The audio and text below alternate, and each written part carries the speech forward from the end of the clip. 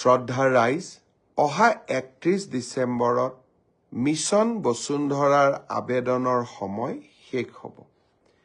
এইবাৰ মিছন বসুন্ধৰাত আমি চেষ্টা কৰিছোঁ যাতে অসমৰ শিক্ষানুষ্ঠানসমূহ, ক্লাবসমূহ, সাংস্কৃতিক অনুষ্ঠানসমূহ, আমাৰ মন্দিৰসমূহ, নামঘৰসমূহ, এওঁলোকে যাতে য'ত আমাৰ এই অনুষ্ঠানবোৰ আছে, এই মাটিবোৰ যাতে আমি ম্যাদী পট্টা কৰি ল'ব পাৰোঁ।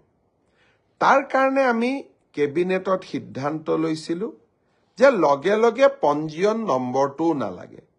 যেতিয়ালৈকে আমি মিছন বসুন্ধৰা শেষ কৰিম, অৰ্থাৎ আবলটনৰ বাবে আমি সাজু হ'ম, য'ত নেকি প্ৰায় 8-9 মাহ সময় লাগিব, এই সময়ছোৱাৰ ভিতৰতে পঞ্জীয়ন নম্বৰটো সংগ্ৰহ কৰিলেও হ'ব।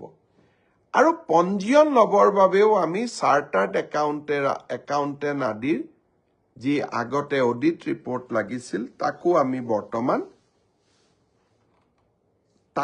সেই ব্যৱস্থাও আমি স্থগিত কৰিছোঁ।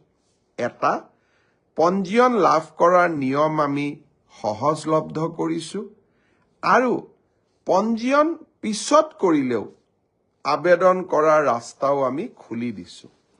মই সামাজিক অনুষ্ঠানসমূহক এইবাৰ মিছন বসুন্ধৰাত অহা 31 ডিচেম্বৰৰ আগতে আবেদন কৰিবলৈ পুনৰ এবাৰ আহ্বান জনাম।